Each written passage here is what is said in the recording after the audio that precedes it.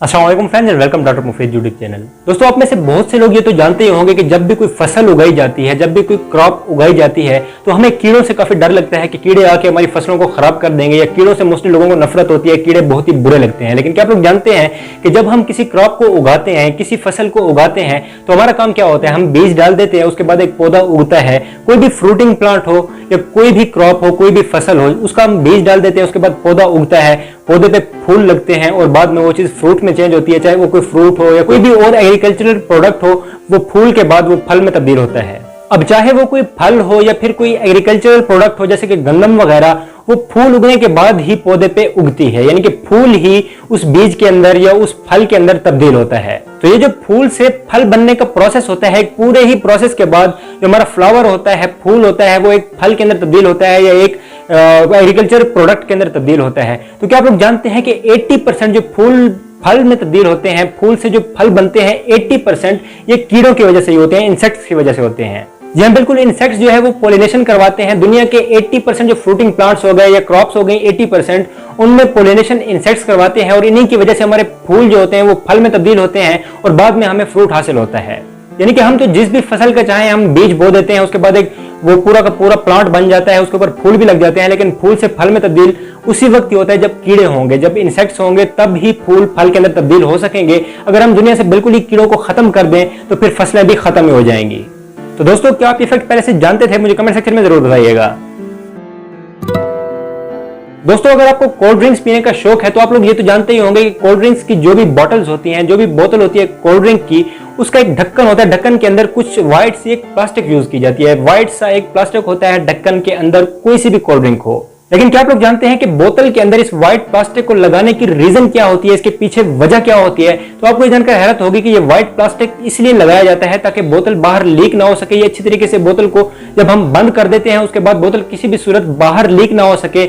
और इसके अलावा जो इंपॉर्टेंट पर्पस है वो ये है कि बोतल के अंदर जो गैस मौजूद होती है वो भी लीक ना कर सके। जब बिल्कुल बोतल का जो फ्लूइड है या लिक्विड है उसके अंदर, उसका लीक करना तो काफी मुश्किल है। अगर ढक्कन टाइटली बंद है तो वो तो लीक नहीं होगा, लेकिन गैस तो फिर भी लीक हो सकती है ना। आप ढक्कन को जितना भी टाइटली बंद कर लें, गैस फिर भी लीक हो सकती है। तो इस प्लास्टिक की कवरिंग को इसलिए लगाया जाता है ताकि गैस भी उसके अंदर से लीक ना कर सके और बोतल आखिर तक प्रिजर्व रहे।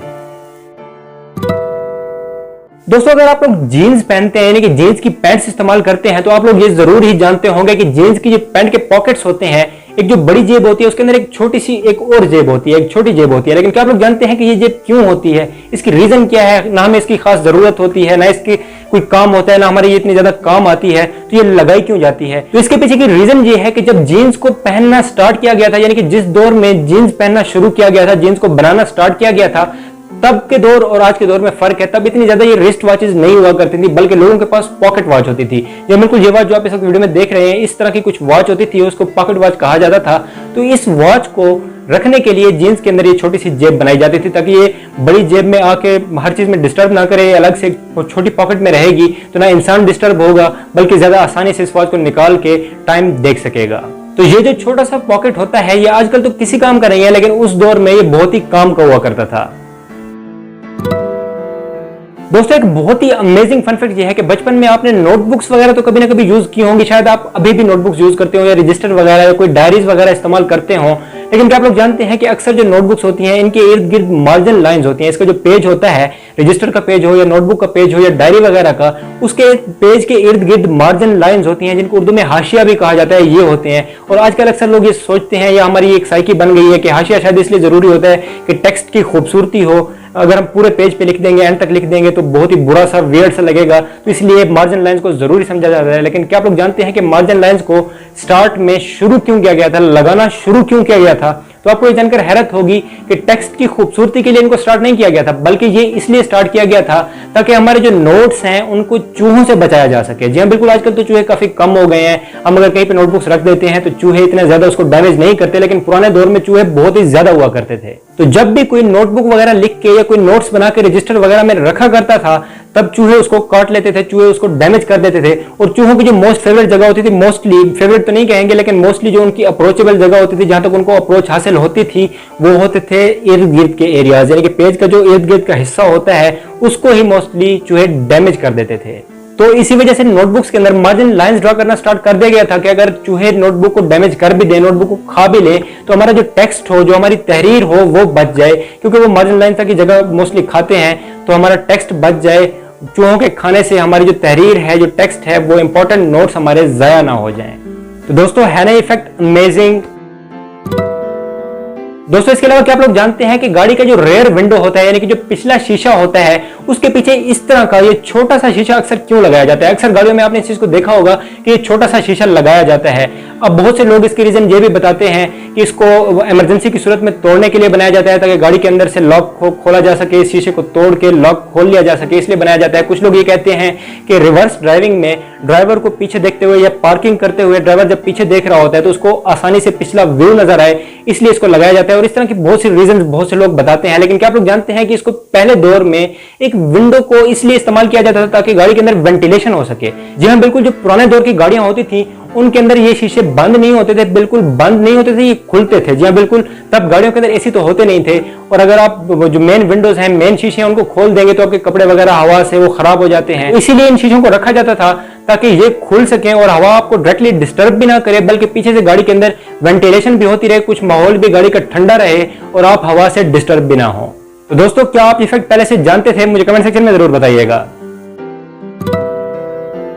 दोस्तों, इसके अलावा एक बहुत ही अमेजिंग फन फैक्ट ये है कि शेर टिम्पिश्का नाम का एक दरिया, एक रिवर अमेज़न फॉरेस्ट के अंदर मौजूद है, और अगर इसकी लेंथ की बात की जाए, इसकी लंबाई की बात की जाए, तो ये तकरीबन 6.4 किलोमीटर लंबा है, 6.4 किलोमीटर इसकी लेंथ है, यानी कि एक बहुत ही छोटा सा दरिया है। लेकिन इसके बारे में अमेजिंग फन फैक्ट ये है कि जो इसका पानी है, इस दरिया का पानी, वो तकरीबन 100 डिग्री सेंटीग्रेड से भी ज्यादा गर्म होता है। जी बिल्कुल, 100 डिग्री सेंटीग्रेड से भी ज्यादा गर्म। और आप सब ये तो जानते ही होंगे कि 100 डिग्री टेम्परेचर बहुत ही ज्यादा टेम्परेचर होता है, बहुत ज्यादा गर्म होता है। अगर इसके अंदर कोई भी इंसान या कोई भी जानवर गिर जाए तो वो बहुत ही जल्दी मर जाएगा।